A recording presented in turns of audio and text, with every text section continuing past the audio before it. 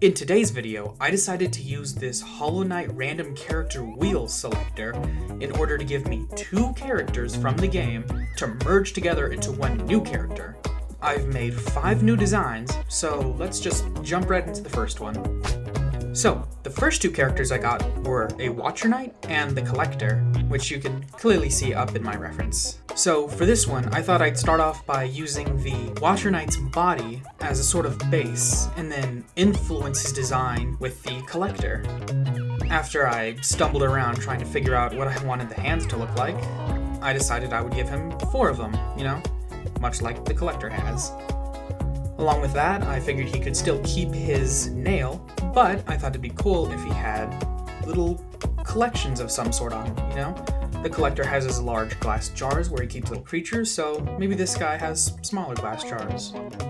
Other than that, there's nothing too crazy.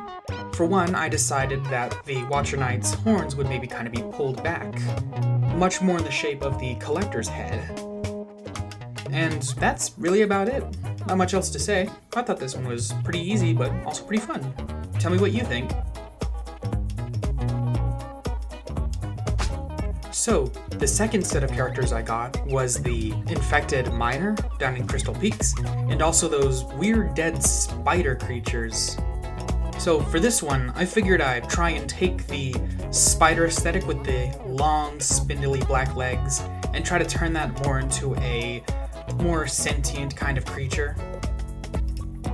But I think the main feature you guys are going to notice is the fact that I decided to turn the horn on the spider creature into the infected miner's pickaxe. I knew I needed to implement the pickaxe into the design somehow, and I thought this would be a fun little way to do it. It does look a little goofy, but why don't you guys tell me what you think? But anyways, that one was also pretty simple, nothing crazy. But I think the next one is bound to be much more interesting. This one I can pretty confidently say is my favorite out of the bunch. The 2 characters I got here are Hornet and the Mistake creatures.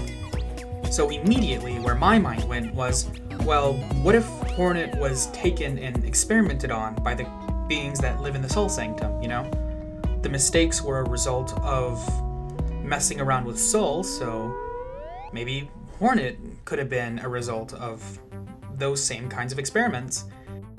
So I figured maybe her cloak could be kind of tattered and worn out and discolored. Maybe as a mindless creature, she got all beaten up and tattered just wandering around the city,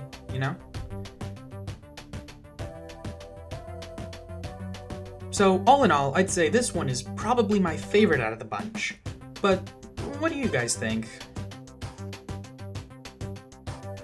For my 4th drawing, I was given the Beedrills and Tiso.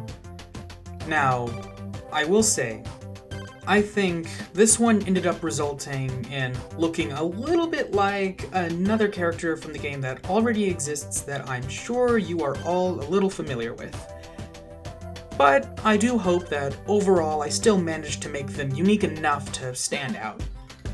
So in terms of the design, I figured I'd go with the kind of warrior look that Tiso carries, but make him very bee-themed, I figured he could still have his shield, carry the same kind of armor, put something on his legs, but basically just turn him into a bee, Give him the black and white coloring, but I tried to give him a little bit of a fuzz look, kind of carry over that furry feel that bees carry, being little fuzzballs and all.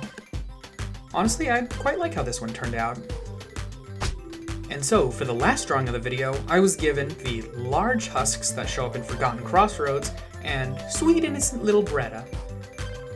So for this one, I figured it would be fun if I tried to carry over the same kind of attitude and personality that we see Bretta portray as this little, supposedly helpless beetle who just really wants someone to come and save her, to an alarming degree, almost. But what if she was a giant beetle of sorts, Honestly, I thought the idea seemed really cute, so I was pretty eager to draw this one. I decided to still give this character the club, but I imagine this character wouldn't wield such a large weapon, and they'd probably want to pretty it up with a little flower.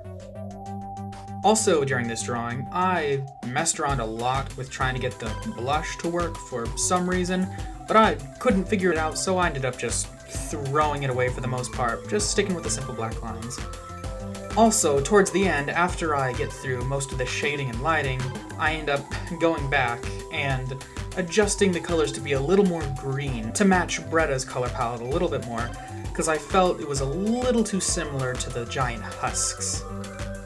Now, I'd say I think this is the cutest one out of all of them that we've seen today. Well, maybe you have a different opinion. Feel free to leave it in the comments. Love to hear from you guys. And that's it for the drawings today. What did you think of them? I honestly really enjoyed making this video. I could definitely see myself making more of these in the future, but I would really love to hear back from you guys and see what you thought. It's a bit of a shorter video, definitely, but who knows, maybe you guys like that too.